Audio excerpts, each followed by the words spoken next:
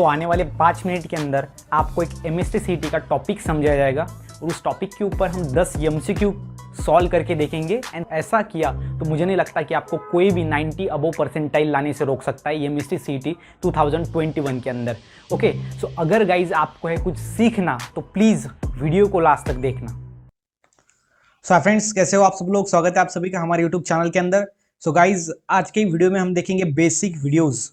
आपको पता है बेसिक वीडियोस हम देख रहे हैं और chapter number first, second, third and fourth चारों के जो कि एकदम हम बोल सकते हैं कि 40% जो आपका बायोलॉजी में इंपॉर्टेंट चैप्टर है, 40% आपका बायोलॉजी का सिलेबस कवर करने वाले चैप्टर जो है 1, 2, 3, 4 ये बड़े वाले चैप्टर्स एंड इंपॉर्टेंट, ये हमने ऑलरेडी अपलोड कर चुके हैं। इसके ऊपर के बेसिक वीडियोस पार्ट वाइज आप चैनल के प्लेलिस्ट में जाके देख सकते हो या फिर जो प्रीवियस चैप्टर्स के लिंक्स है वो डिस्क्रिप्शन में मिल जाएंगे।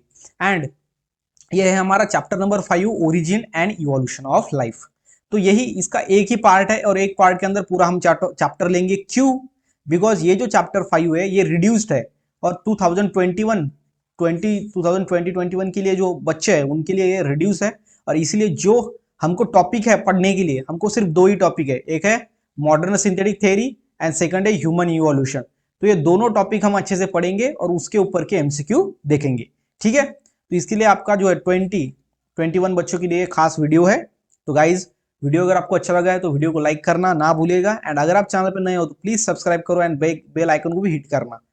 यहाँ पे हमारा टेलीग्राम ग्रुप है, आप ज्वाइन हो सकते हो। Near about 6000 student already join है, आप भी ज्वाइन हो सकते हो। एंड इंस्टाग्राम पे भी आप मुझको फॉलो कर सकते हो, ठीक है। अगर आपको कोई डाउट है, कोई अगर क्वेश्चन पूछना चाहते हो तो आप यहाँ पे मैसेज करो, मैं आपको रिप्लाई देने की पूरी कोशिश करूंगा। सबसे जो पहला हमको पढ़ना है वो है मॉडर्न सिंथेटिक थ्योरी। उसके बाद सेकंड हम पढ़ेंगे यहाँ पे मॉडर्न सिंथेटिक थ्योरी के अंदर है हमको ये पढ़ना। और लास्टली है सेकंड वाला पॉइंट वो है ह्यूमन इवोल्यूशन। मतलब सिर्फ और सिर्फ दो टॉपिक है आपके चैप्टर नंबर 5 के अंदर और ये दोनों टॉपिक हम एक ही वीडियो के अंदर लेने वाले हैं ताकि आपको ज्यादा पार्ट्स देखने की जरूरत ना पड़े। ओके, तो सबसे पहला देखेंगे हम मॉडर्न सिंथेटिक थ्योरी। तो थ्योरी, ये चैप्टर का नाम है क्या है हमारा, है origin and evolution of life. मतलब हमारा लाइफ ओरिजिनेट कैसे हुआ है अर्थ के ऊपर, ये बहुत समझना इंपॉर्टेंट है। और ये origin of life on earth कैसे हुआ, इसके ऊपर डिफरेंट डिफरेंट साइंटिस्ट ने क्या किया, थ्योरी दी है।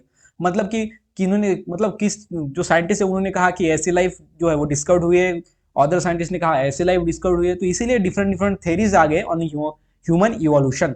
और ये इसमें से ही एक है मॉडर्न सिंथेटिक थ्योरी, जो कि किसने दी थी, Julian Huxley propose the term modern synthetic. किसने प्रपोज किया मॉडर्न सिंथेटिक थ्योरी को, नाम किसने दिया, propose term by Julian Huxley. Then main contribution of theory, और मेन कंट्रीब्यूशन कौन थे, Huxley, Simpson, then Fisher Haldane, Dobzhansky, Stebbins, Sewall Wright. ये सभी क्या है, तो ये मेन कंट्रीब्यूशन है, ठीक है।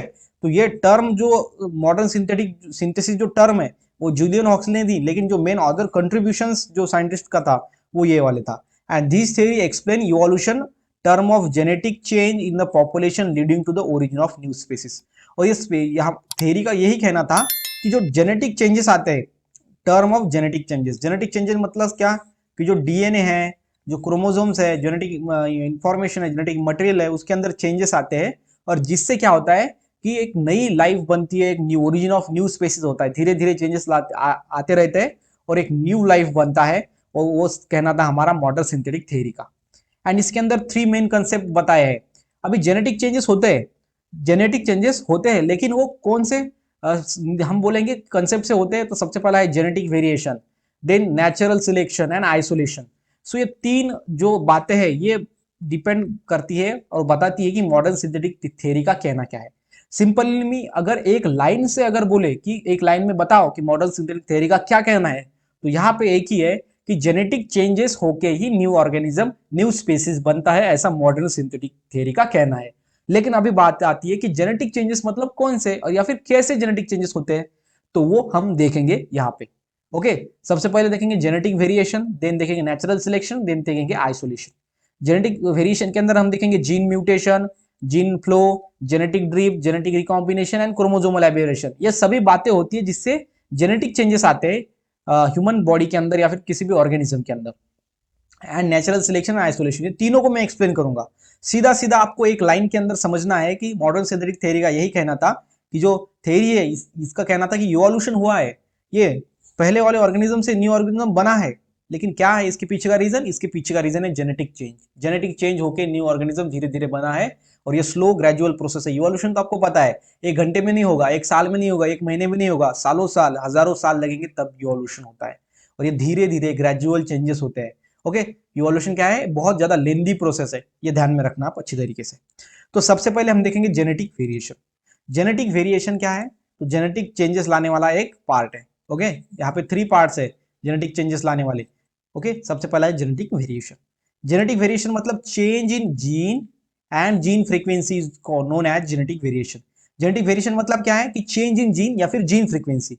जीन आपको पता है, पर्टिकुलर सेगमेंट ऑफ डीएनए को हम क्या बोलते हैं? जीन बोलते हैं।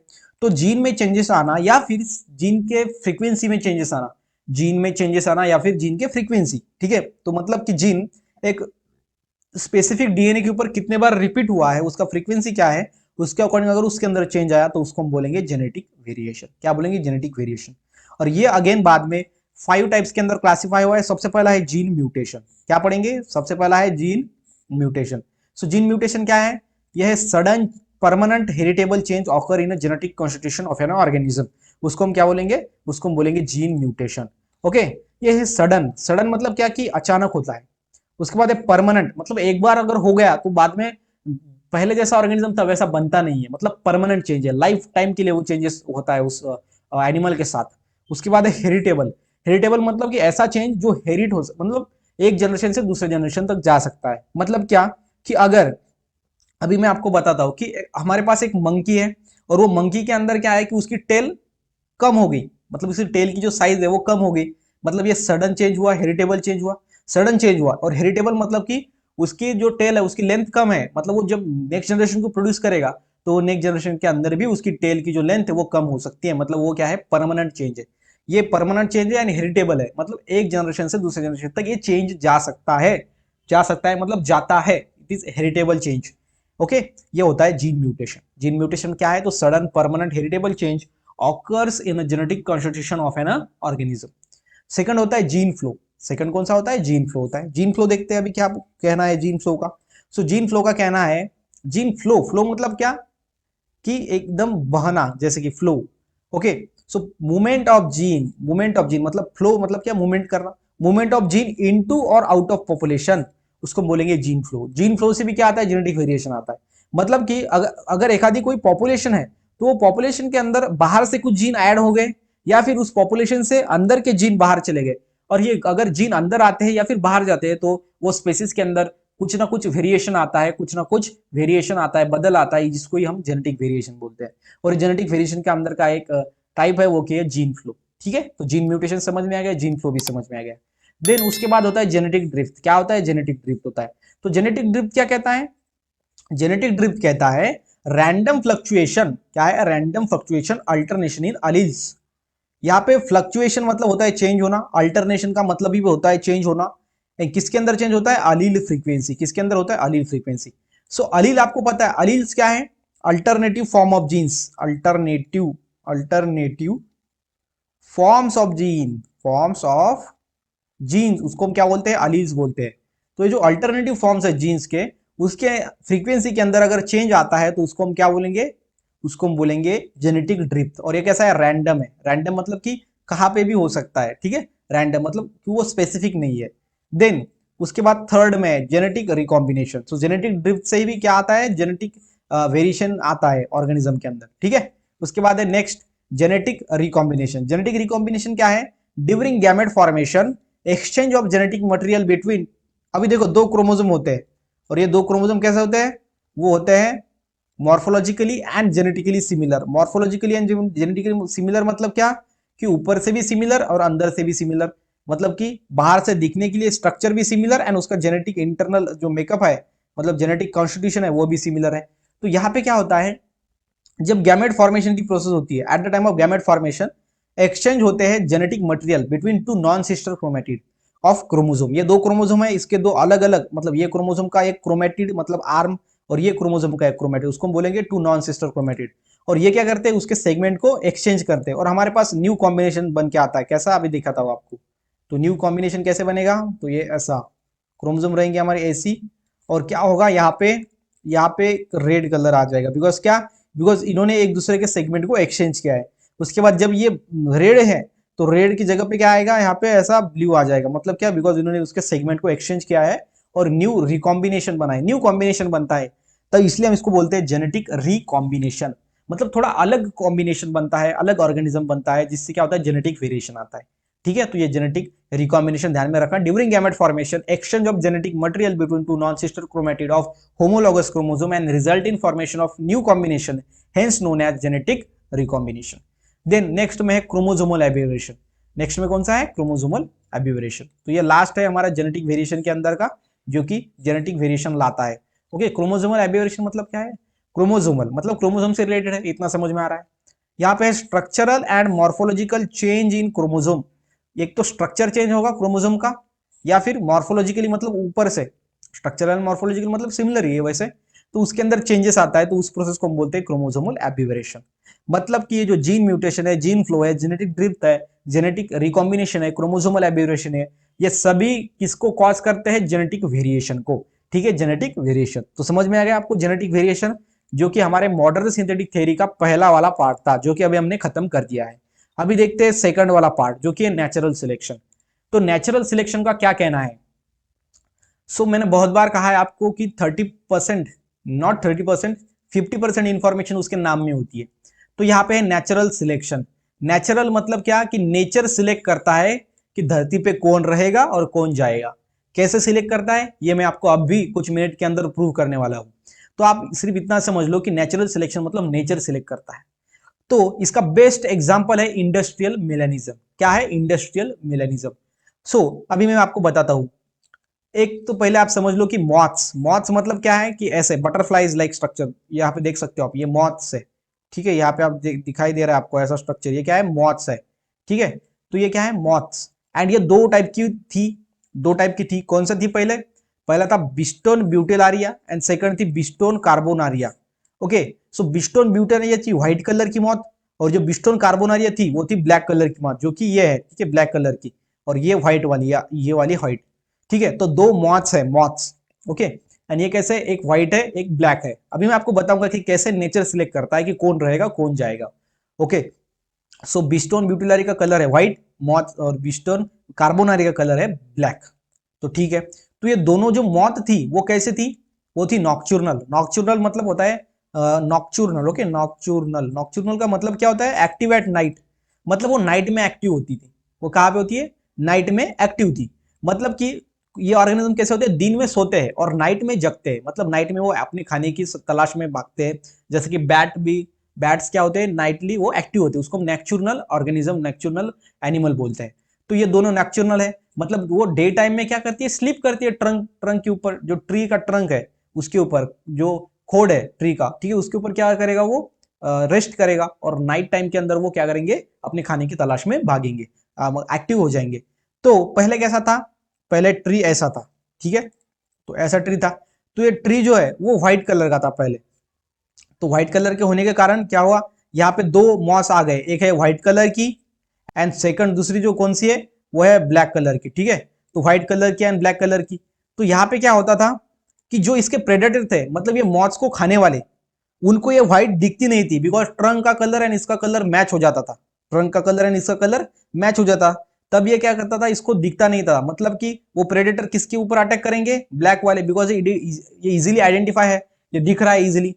तो फिर क्या हो रहा है, इसका जो है, ये जो ब्लैक कलर की मौत है, बिस्टोन कार्बोनर है, इसका नंबर कम हो रहा है। कब कम होता रहता था, कम होता रहता था, मतलब वो उसके स्पेसीज की जो एनिमल है वो कम हो रहे हैं, बिकॉज यहाँ पे क्या है, वो इजीली अपने प्रेडेटर द्वारा वो उसको मार रहा है, वो प्रेडेटर उसका खा रहा है उसको। ठीक है, व्हाइट बच रहा है, बिकॉज उसको वो कलर क्या हुआ है, मैच हो रहा है, इसलिए वो दिखाई नहीं दे रही प्रेडेटर को।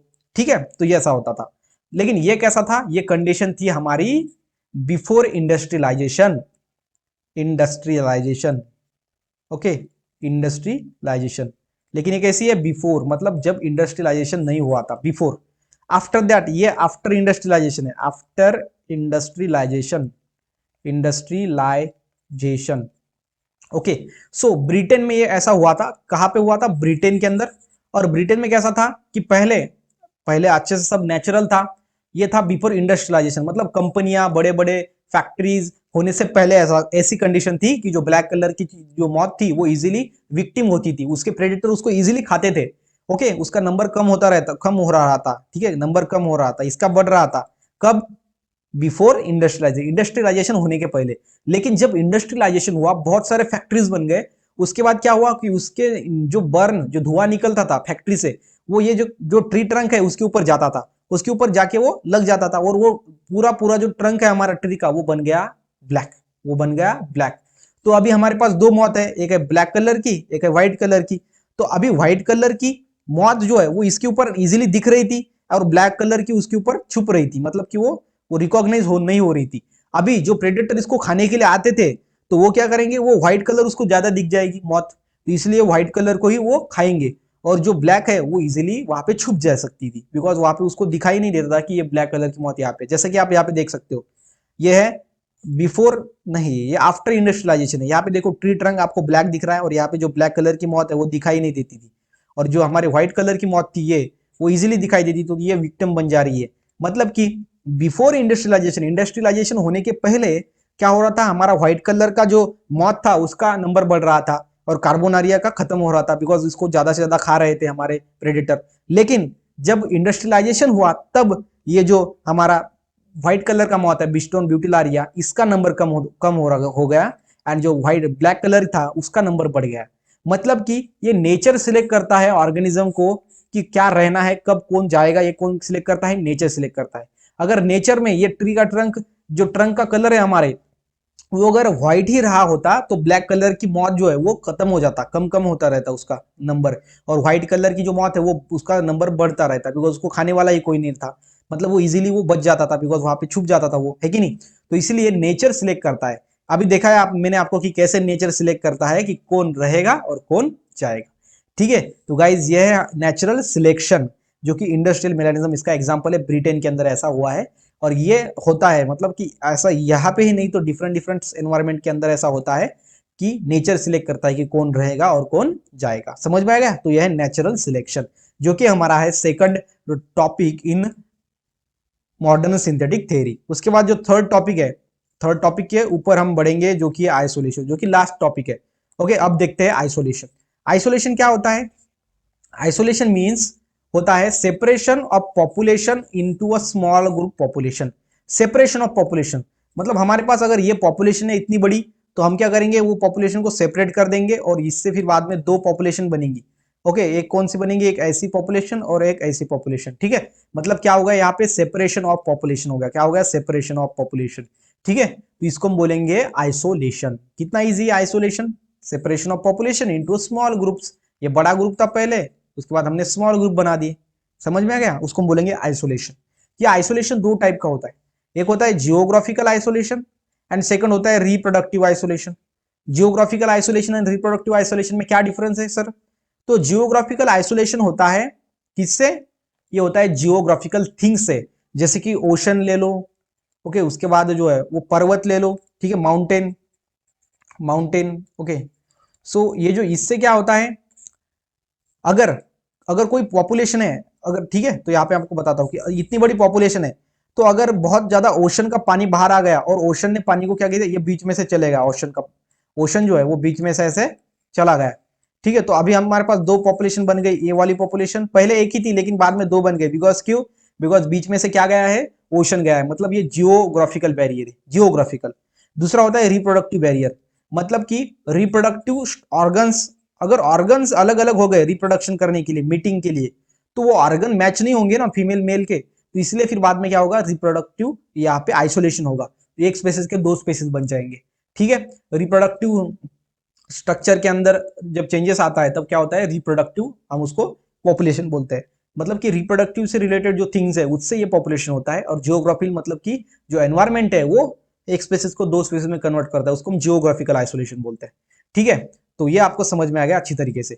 उसके बाद आपको ध्यान में रखना है कि जो रिप्रोडक्टिव आइसोलेशन है वो दो टाइप का होता है। रिप्रोडक्टिव आइसोलेशन दो टाइप का, एक है प्री जाइगोटिक, एक है post zygotic. Pre zygotic and post zygotic. Pre zygotic मतलब क्या होता है कि जब, ध्यान में रखना, प्री जाइगोटिक मतलब जाइगोट होने से पहले आइसोलेशन होना, और दूसरा है पोस्ट जाइगोटिक मतलब जाइगोट बन जाने के बाद भी हमारी जो पॉपुलेशन है, ओके, स्पेसीज है वो आइसोलेट हो जाती है।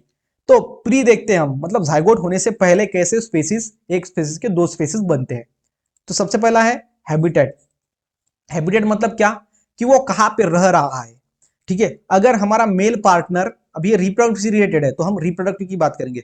अगर हमारा मेल पार्टनर जो है वो सूखी जगह पे रहता है, ओके, ऐसी लैंड जहाँ पे वाटर नहीं है, और जो फीमेल पार्टनर है वो हमारा रहता है ऐसी जगह पे जहाँ पे वाटर रहना होना चाहिए, तो वो एक दूसरे को मिलेंगे क्या, वो एक दूसरे के साथ रहेंगे क्या, तभी मीटिंग होगी। अगर मीटिंग नहीं हुई तो फिर वो क्या हो जाएंगे, जाइगोट बनने से पहले ही वो दो स्पेसीज क्या हो गए हमारे, अलग अलग हो गए, बिकॉज इसका हैबिटेट अलग अलग है, इसकी जगह, रहने की जगह अलग अलग है। ठीक है, इसलिए क्या हुआ है, हैबिटेट आइसोलेशन। ओके, उसके बाद है इथोलॉजिकल। इथोलॉजिकल मतलब क्या होता है, मीटिंग बिहेवियर। जब मेल फीमेल कांटेक्ट में आते हैं, जब मीटिंग होता है तो उनका अगर मीटिंग बिहेवियर अलग है, उनकी उनकी पोजीशन, ओके, वो जो अगर अलग है मीटिंग बिहेवियर, तो उससे भी क्या होता है, पॉपुलेशन अलग अलग होते हैं, एक पॉपुलेशन के दो पॉपुलेशन बन जाते हैं। यह है प्री जाइगोटिक के अंदर।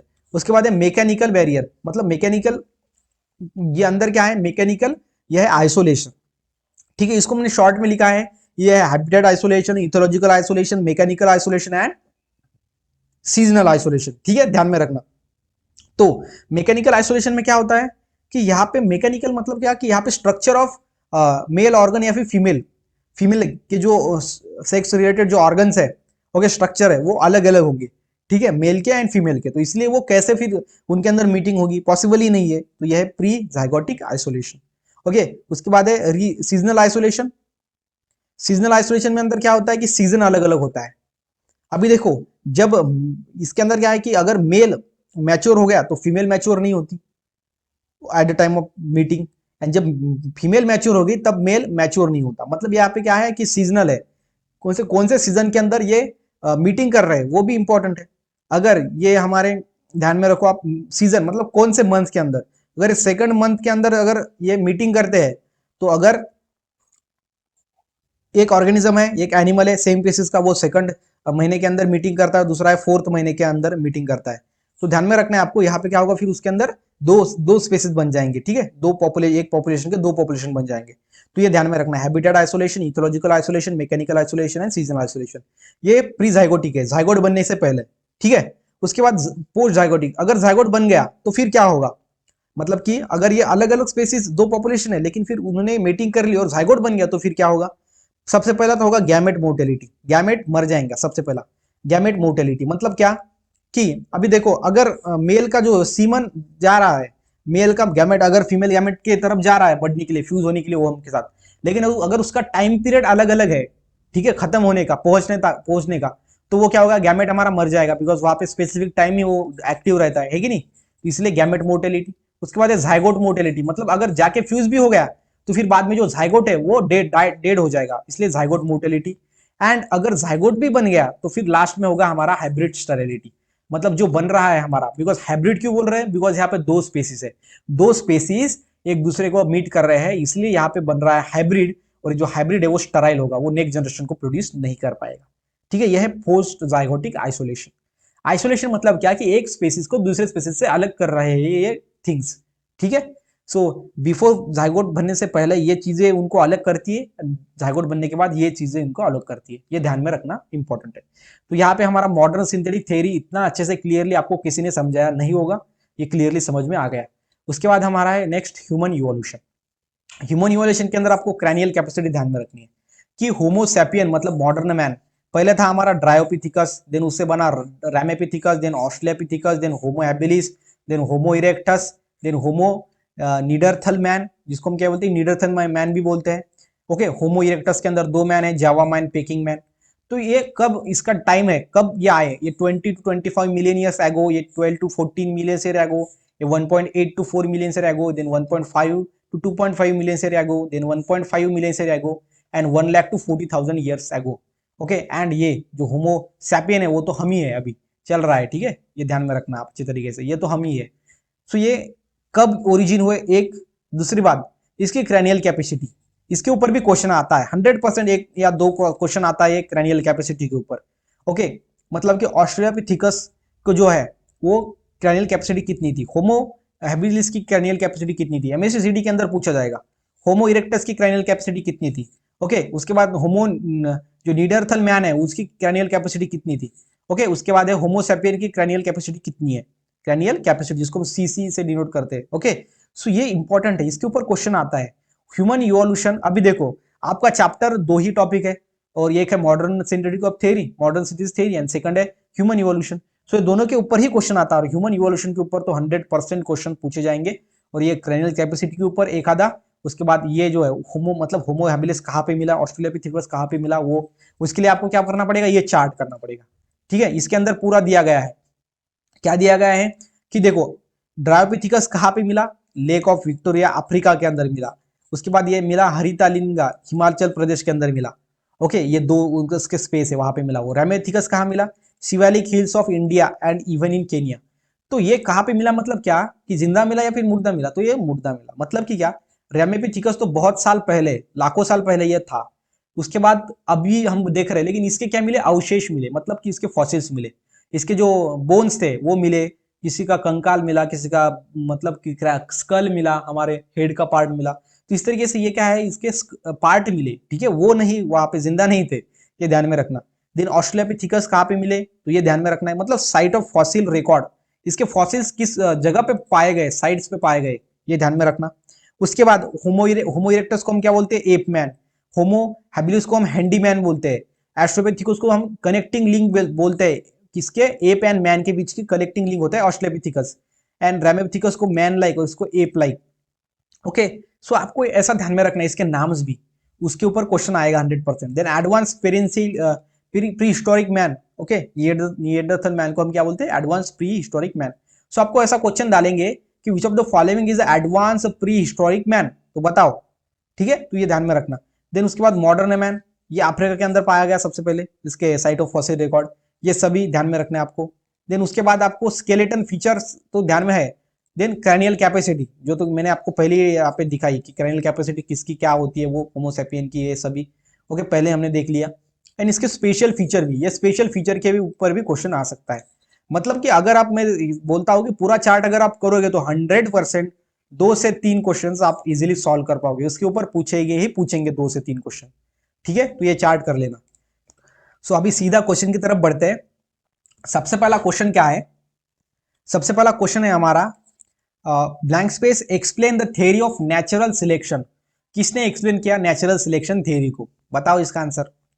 Okay, modern synthesis theory of evolution, then theory of special creation, then cosmozoic theory, cosmozoic, and then last में है थ्योरी ऑफ बायोजेनेसिस। तो इसका आंसर क्या है, modern synthetic theory of evolution ने बताया नेचुरल सिलेक्शन को एक्सप्लेन किया है कि नहीं। तो इसके अंदर 3 थे, सबसे पहला था जेनेटिक वेरिएशन, जेनेटिक वेरिएशन, उसके बाद था natural selection, okay natural selection, उसके बाद कौन सा था हमारा, स्पेशिएशन। ठीक है, ये तीनों चीज को एक्सप्लेन किया मॉडर्न सिंथेटिक थ्योरी ने।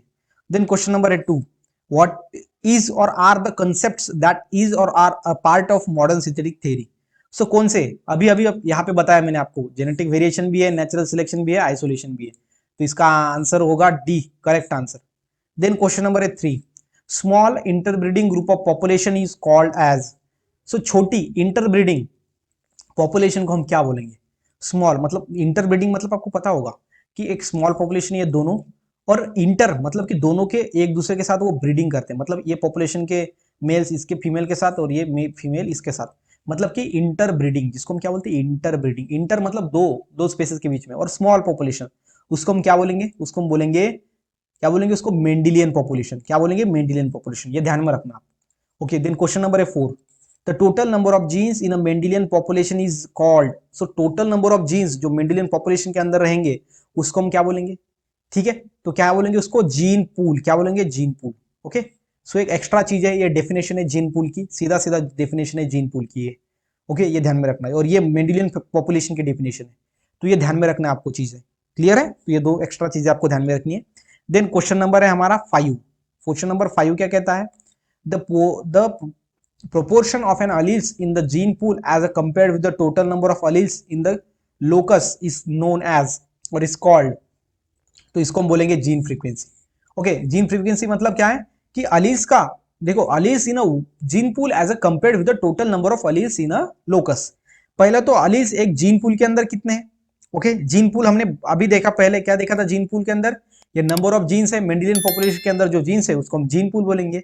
तो जो अलील्स का प्रोपोर्शन है जीन पूल के अंदर अलील का प्रोपोर्शन, वो compare to total number of alleles जो लोकस के प्रेजेंट होंगे, उसको हम बोलेंगे जीन फ्रीक्वेंसी। मतलब लोकस के ऊपर कितने प्रेजेंट है और हमारे जीन पूल के अंदर कितने प्रेजेंट है। ओके, ये हमारा लोकस ऑफ क्रोमोसोम एंड ये जीन पूल। तो gene pool and locus of chromosome, ये दोनों के ऊपर जो जीन प्रेजेंट है, ये दोनों की फ्रीक्वेंसी, दोनों के नंबर, उसको हम क्या बोलेंगे, जीन फ्रीक्वेंसी बोलेंगे। अलील्स में क्या डिफरेंट होता है अलील्स एंड जीन्स के अंदर? सो जीन्स आपको पता है ये पर्टिकुलर सेगमेंट होता है डीएनए का विच एक्सप्रेस और इनहेरिट करता है कैरेक्टर को from one generation to another generation. And alleles मतलब क्या होता है, अल्टरनेटिव फॉर्म्स ऑफ जीन्स, उसको हम अलील्स बोलते हैं। देन क्वेश्चन नंबर है 6, the change in gene and gene frequency is called as. बताओ change in gene and gene frequency को क्या बोलते हैं हम? ओके, मैंने आपको बताया था, इसको हम बोलते हैं जेनेटिक वेरिएशन। क्या बोलते हैं? Genetic variation. ओके, जो कि पहला हमारा पार्ट था मॉडर्न सिंथेटिक थ्योरी का। देन नेक्स्ट में क्वेश्चन नंबर है 7, sudden permanent heritable change is called. Sudden, अचानक, परमानेंट मतलब लाइफ टाइम के लिए रहने वाले, और हेरिटेबल एक जनरेशन से दूसरे जनरेशन तक जाने वाले चेंजेस को हम क्या बोलते हैं? क्या बोलते हैं? Mutation, gene mutation. ठीक है। देन नेक्स्ट में है question number 8, structural and morphological change in chromosome due to the rearrangement is called. So उसको हम क्या बोलेंगे? क्रोमोसोमल एबेवेरेशन। ओके, जिसके अंदर मॉर्फोलॉजिकली या फिर स्ट्रक्चर चेंज होता है क्रोमोसोम का, जो हमने देखा था पहले। उसके बाद नेक्स्ट में क्वेश्चन नंबर है 9, question number 9, genetic combination means. Genetic combination means क्या होता है? Random fluctuation in allele frequency, lose of genes from chromosome, crossing over of genes to provide new genotype and change in gene and gene frequency. Okay, so बताओ, इसका है C, crossing over of genes to produce new genotype. Because आपको पता है genetic recombination होता है सिर्फ और सिर्फ एक ही प्रोसेस से, ध्यान में रखना, वो है क्रॉसिंग ओवर, और जिसके अंदर दो क्रोमोसोम अपने सेगमेंट को एक्सचेंज करते हैं। The exchange there genetic material and formation of new combination. क्या मिलता है हमको? न्यू कॉम्बिनेशन मिलता है, और इसीलिए इस प्रोसेस को हम क्या बोलते हैं? Genetic recombination, because repeat new combination हमको मिल रहा है। देन क्वेश्चन नंबर है 10, क्या है question number 10? Fertilization generally result in the genetic variation due to. So fertilization के अंदर जेनेटिक वेरिएशन आता है, किसके लिए? ड्यू टू, किसके वजह से? तो बताओ आंसर है इसका क्रोमोसोमल एबिवेरेशन।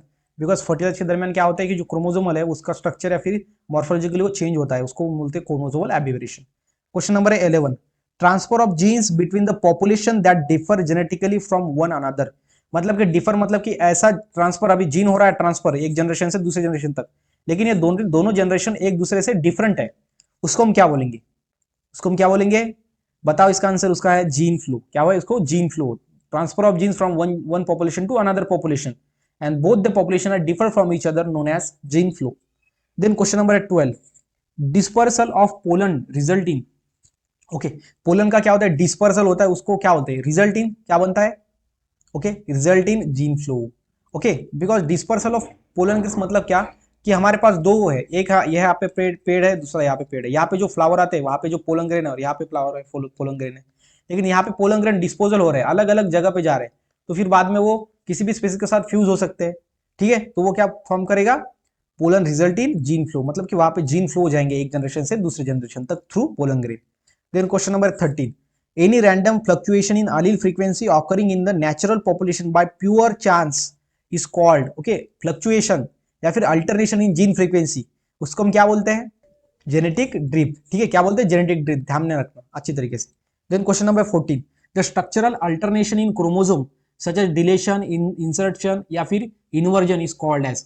उसको स्ट्रक्चरल अल्टरनेशन होता है क्रोमोसोम के अंदर, एक तो यहाँ पे डिलेशन होगा कुछ क्रोमोसोम का स्ट्रक्चर, या फिर इंसर्ट होगा नया वाला, या फिर इन्वर्जन या फिर रिप्लेस होगा, उसकी जो साइज है या फिर उसका जो स्पेस है वो चेंज हो जाएगा, जगह चेंज हो जाएगी, उसको हम क्या बोलेंगे? सो इसका आंसर क्या है? Genetic mutation. जेनेटिक म्यूटेशन के अंदर ही अल्टरनेशन, डिलेशन, एडिशन, इन्वर्जन होता है। Then question number 15, which is change in order और सीक्वेंस ऑफ जीन्स रिजल्ट। अगर जीन्स की ऑर्डर या फिर सीक्वेंस चेंज करे तो क्या होगा? क्रोमोसोमल एबिवेरेशन होगा। क्या होगा? क्रोमोसोमल एबिवेरेशन। ध्यान में रखना आप अच्छी तरीके से। ठीक है, तो ये समझ में आ गया आपको क्लियरली। देन नेक्स्ट आगे का क्वेश्चन देखते हैं, जो कि हमारा ह्यूमन इवोल्यूशन के ऊपर, वो है फर्स्ट वाला ह्यूमन इवोल्यूशन का क्वेश्चन। इन सब ऑर्डर प्रोजीमी इंक्लूड्स। सो यहाँ पे क्या है क्वेश्चन बताया, द सब ऑर्डर प्रोजीमी इंक्लूड्स, ये सब ऑर्डर प्रोजीमी है। ठीक है, तो ह्यूमन जो इवोल्यूशन है उसका ये चार्ट है, तो वहां पे सब ऑर्डर जो प्रोजिमी है वो उसके अंदर क्या आते हैं, टर्सियर आते हैं, gibbons, orangutan and old world monkeys, ये सभी क्या है तो ह्यूमन इवोल्यूशन का है, और ये मंकीज की ये सभी स्पेसीज है। ओके, तो इसमें से क्या है कि सब ऑर्डर प्रोजिमी, ये प्रोजिमी के अंदर कौन इंक्लूड होता है, तो इनका आंसर है ए, टर्सियर इंक्लूड होता है। ठीक है, ये क्या है सिंपल में मंकी की एक वैरायटी। सो होमोनिडी, ये है हमारा question number 2। Hominidae are further divided into, तो ये होमोनिडी क्या है, एक फैमिली है, तो अगेन कौन से इसके अंदर डिवाइड होती है वो ध्यान में रखना है आपको। सो वो है हेलोबैटुडी, देन पोंगिडी एंड होमोनिडी। ठीक है, ये ध्यान में रखना है। Then question number 3, squirrel monkeys, squirrel monkey कौन सा है, ओल्ड वर्ल्ड मंकी है, न्यू वर्ल्ड मंकी है, देन प्रोजिमियन है या फिर मार्सुपियल है, तो यह है न्यू वर्ल्ड मंकी। ओके, ये इजीली वैसे के वैसा ध्यान में रखना पड़ेगा आपको। क्वेश्चन नंबर है 4, which is the family of apps, apps की फैमिली क्या है। ओके, कौन सी फैमिली होती है उसकी, तो ध्यान में रखना है आपको, इसकी फैमिली होती है बोथ ए एंड बी, मतलब कि होलोबैटिडी एंड होमिनिडी दोनों भी। ओके, देन क्वेश्चन नंबर है हमारा 5, द फैमिली ऑफ पोंगिडी इंक्लूड्स, पोंगिडी की जो फैमिली होती है वो कौन सी होती है, उनके अंदर क्या होते हैं, ये जो पोंगिडी फैमिली है इनके अंदर कौन सा आते हैं, macaques, human beings, gibbons, gorilla and chimpanzee, तो इसका आंसर है D, gorilla and chimpanzee. Okay, then question number है 6 क्वेश्चन नंबर है, which of the following includes both apes and humans but not monkeys. Okay, इसके अंदर humans होते हैं include and apps भी होते हैं लेकिन मंकीज नहीं होते, तो वो कौन है। ओके, कौन सी वो ऑर्डर है तो बताओ। सो ये है कौन है वो है B, hominoids, hominoids. Then question number है 7, विच of the following is not a app, नीचे वाला कौन सा एप नहीं है। ओके, एप का वैरायटी नहीं, मतलब एप नहीं है सिंपल में, तो वो है बबून्स। ओके, गोरिल्ला एप है, चिंपांजी, गिबन एप है, लेकिन बबून नहीं है। Then question number 8, all homo sapien are kept under the family, सभी होमोसेपियन एक ही अंडर फैमिली के अंदर रखे गए हैं, तो वो कौन सा है। सो वो है, क्या बताओ अभी आपको पता है, वो इसका आंसर है होमोनिडी। ओके, सो ये सभी क्या है, जो हमारा क्लासिफिकेशन हुआ था ह्यूमन बीइंग का, तो उसके अकॉर्डिंग ये है। उसके बाद next question number 9 and last question, the modern man differ from the apps in, because modern man अभी हम डिफरेंट है एप्स से, क्यों, बिकॉज हमारे अंदर क्या है ऐसा कैरेक्टर जैसे कि हम डिफरेंट है, तो बताओ इसका answer. Protruding eyes, body hairs, absence of चीन, आर्म शॉर्टर देन लेग्स, तो इसका आंसर है lastly D, arm shorter than legs. तो आपने जो है वो एप्स के अंदर देखा होगा कि उनके जो हाथ होते हैं, आर्म्स, वो बहुत ज्यादा लेंथ उसकी ज्यादा होती है। ओके, वो पैर से ज्यादा होते हैं उसके हाथ, ओके हैंड्स, लेकिन हमारे यहाँ पे जो आर्म्स होते हैं वो उसकी लेंथ पैर से छोटी होती है, कम होती है। ठीक है, तो ये ध्यान में रखना है। सो यहाँ पे गाइज हमने पूरा चैप्टर नंबर 5 को अच्छे से एक्सप्लेन किया है, उसके टॉपिक्स को, modern synthetic theory and human evolution को, एंड उसके ऊपर के क्वेश्चन भी सॉल्व करके देखे। तो मुझे लगता है कि आपको वीडियो अच्छा लगा होगा। वीडियो अच्छा लगा है तो वीडियो को लाइक करना ना भूलिए, अगर नए हो चैनल पे तो प्लीज गाइज सब्सक्राइब करना। सो मिलते हैं गाइज नेक्स्ट वीडियो में नेक्स्ट टॉपिक के साथ। ऐसे ही इंटरेस्टिंग वीडियोस देखने के लिए सब्सक्राइब बटन के बाजू में ज्वाइन टर्म पे क्लिक करें। पेमेंट हो जाने के बाद आप बन जाएंगे चैनल के स्पेशल मेंबर और आपको मिलेंगे MST CET से related tricks, tips and strategies videos. Video को लास्ट तक देखने के लिए आपका दिल से धन्यवाद।